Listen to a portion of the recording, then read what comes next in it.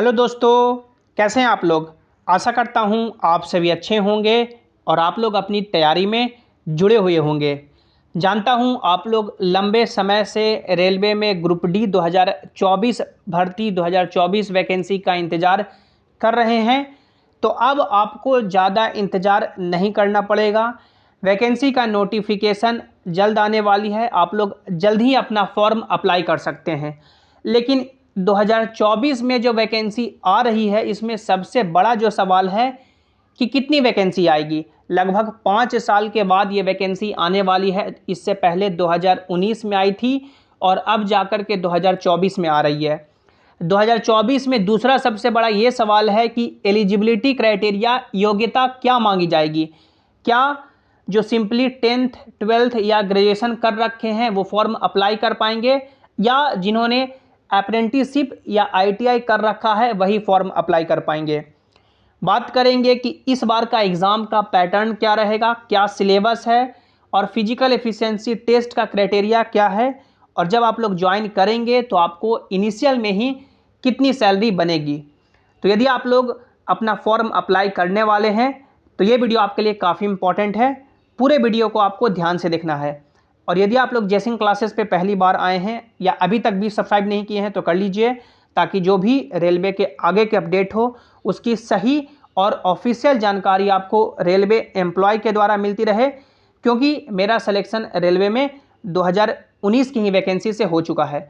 तो जो भी आपको यहाँ पे जानकारी मिलेगी वो बिल्कुल ऑफिशियल होगी और ऑथेंटिक होगी। तो दोस्तों, आप लोग यहाँ पे देख सकते हैं, ये एक लेटेस्ट न्यूज़ आर्टिकल है जिसमें बताया जा रहा है कि रेलवे ग्रुप डी में 1 लाख से अधिक पदों पे आपका भर्ती निकल सकता है। आप लोग यहाँ पे पढ़ सकते हैं, रेलवे में नौकरी करने का सपना देख रहे युवाओं के लिए अच्छी खबर है। रेलवे की ओर से जल्द ही ग्रुप डी में 1 लाख रिक्त पदों पर भर्ती आने की संभावना है। वहीं टेक्नीशियन के पदों पर निकली गई भर्ती में भी पदों की संख्या बढ़ सकती है। रेलवे की ओर से हाल ही में 1,38,000 पदों पर भर्ती प्रक्रिया पूरी की गई है। अभी भी रेलवे में 2,40,000 पद हैं जो रिक्त हैं। रेलवे के कर्मचारी संगठनों की मांग पर रेलवे ने ग्रुप डी और पैरामेडिकल के रिक्त पदों पर भर्ती निकालने की तैयारी शुरू कर दी है। इस संबंध में सभी जोनल रेलवे से रिक्त पदों की संख्या का आकलन 2025 तक करते हुए ब्यौरा मांगा गया है। ऐसे में ग्रुप डी के 1 लाख पदों पर भर्ती आने की संभावना है। ये भर्ती अक्टूबर माह में निकाली जाएगी।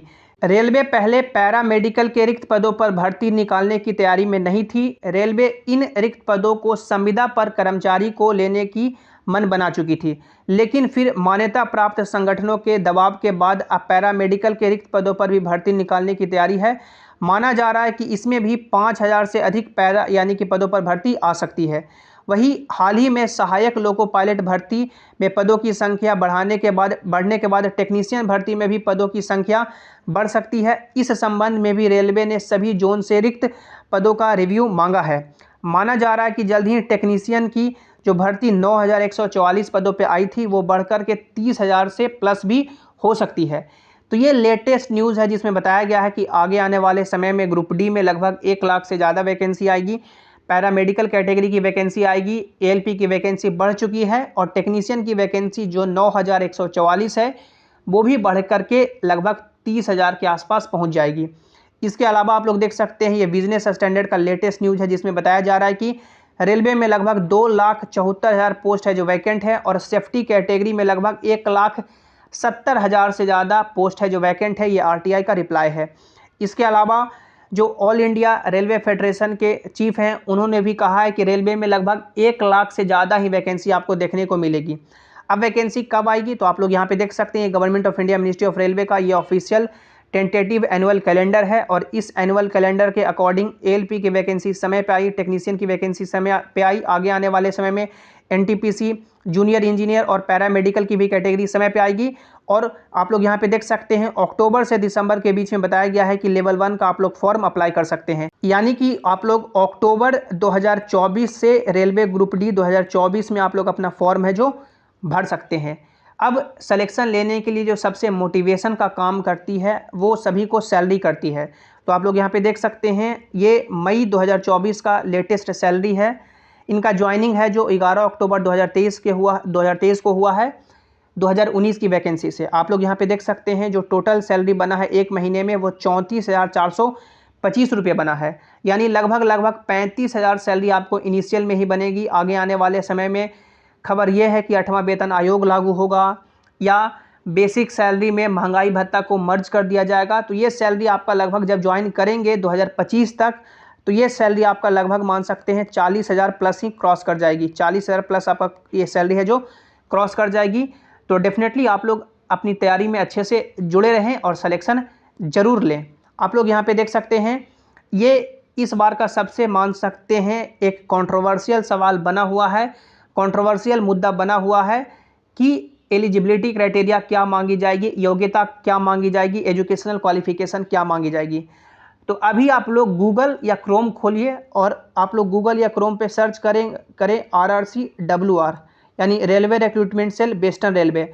आप लोग ये वेबसाइट पे आएंगे और आप लोग यहाँ पे ये इम्पॉर्टेंट नोटिस पढ़ पाएंगे।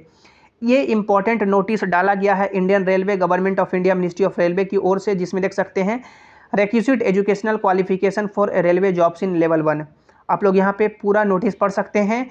दी one time examination granted by Indian railway in employment notice number 02/2018 and RRC 01/2019 issued by Railway Recruitment Board in February 2018 and March 2019 respectively was only a special dispensation for those recruitment drives and same has now been withdrawn.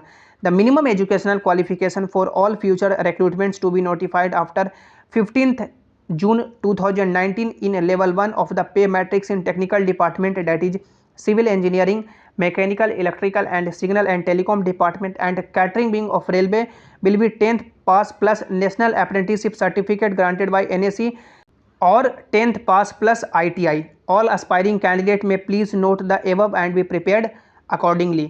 यानी इस notice में साफ बताया गया है कि जो इससे पहले 2018 में और 2019 में वैकेंसी आई थी उसमें एजुकेशनल क्वालिफिकेशन के रिगार्डिंग एक बार की छूट दी गई थी और वो छूट है जो अब वापस ले ली गई है। और अब 15 जून 2019 के बाद रेलवे में जितनी भी वैकेंसी आएगी लेवल 1 में टेक्निकल डिपार्टमेंट में, जैसे कि आपका सिविल इंजीनियरिंग डिपार्टमेंट हो गया, मैकेनिकल हो गया, इलेक्ट्रिकल हो गया, सिग्नल एंड टेलीकॉम डिपार्टमेंट हो गया, कैटरिंग विंग हो गया, उसमें वही कैंडिडेट फॉर्म अप्लाई कर पाएंगे जिन्होंने 10th के बाद या तो अप्रेंटिसशिप कर रखा है या 10th के बाद जिन्होंने ITI कर रखा है। तो ये सबसे बड़ा इस बार का एलिजिबिलिटी क्राइटेरिया है कि टेक्निकल डिपार्टमेंट में ITI या अप्रेंटिसशिप है जो ज़रूरी कर दी गई है। लेकिन नॉन टेक्निकल डिपार्टमेंट पोस्ट ऐसे हैं जिनके पास सिंपली 10th की डिग्री है, 10th कर रखे हैं, 12th कर रखे हैं, ग्रेजुएशन कर रखे हैं, वो भी फॉर्म अप्लाई कर पाएंगे। अब कितने पोस्ट बच जाएंगे, कितने डिपार्टमेंट बच जाएंगे, तो आप लोग यदि 2019 का किसी भी जोन का नोटिफिकेशन देखेंगे तो जितने भी पोस्ट हैं, जितने भी डिपार्टमेंट हैं, सभी डिपार्टमेंट के लिए जिनके पास 10th के बाद ITI या अप्रेंटिसशिप है वो एलिजिबल हो पाएंगे।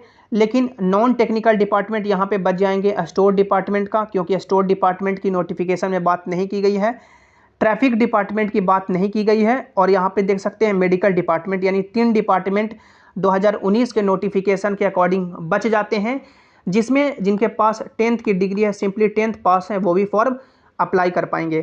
तो यदि 1 लाख वैकेंसी आती है तो लगभग सभी 1 लाख पोस्ट पे जिनके पास 10th के बाद ITI या अप्रेंटिसशिप है वो एलिजिबल हो पाएंगे। लेकिन लगभग 20% ही ऐसे पोस्ट रहेंगे जो 10th वाले के लिए भी खुले रहेंगे, 10th वाले भी फॉर्म उसमें अप्लाई कर पाएंगे। इसके बाद हम लोग आगे बढ़ें और एग्ज़ाम पैटर्न की बात करें तो एग्ज़ाम आपका ग्रुप डी में एक ही होता है, जिसमें आपको टोटल 1.5 घंटे का समय दिया जाता है। साइंस से 25 सवाल, मैथमेटिक्स से 25 सवाल, रीजनिंग से 30 सवाल, जनरल अवेयरनेस, करंट अफेयर मिलाकर के 20 सवाल, टोटल क्वेश्चन 100 हो गया। 100 क्वेश्चन 100 नंबर, निगेटिव मार्किंग आपका 1/3 यहाँ पे रखा जाता है। यदि आप लोग जो भी बोर्ड में फॉर्म डालेंगे, जो भी जोन में फॉर्म डालेंगे, आप लोग उस बोर्ड का कट ऑफ पार करेंगे तो आपको फिजिकल एफिशिएंसी टेस्ट के लिए बुलाया जाता है। आप लोग यहाँ पे फिजिकल एफिशिएंसी टेस्ट का क्राइटेरिया देख सकते हैं, और आप लोग यहाँ पे जो आपका एग्जाम होगा मैथमेटिक्स से जो सवाल पूछे जाएंगे, रीजनिंग के सवाल पूछे जाएंगे, साइंस और जनरल अवेयरनेस, करंट अफेयर का सिलेबस भी देख सकते हैं। प्योरली सिलेबस है जो प्योरली आपका 10th बेसिस पे है, जो आप लोगों ने 10th में पढ़ा वहीं से सवाल पूछे जाएंगे। अब जब आप लोग कट ऑफ पार करेंगे तो आपको दौड़ के लिए बुलाया जाता है और वजन उठाने के लिए बुलाया जाता है, जिसमें गर्ल्स को भी ये क्राइटेरिया पास करना होता है और बॉयज़ को भी, जिसमें आप लोग देख सकते हैं दोनों के लिए 2 क्राइटेरिया है।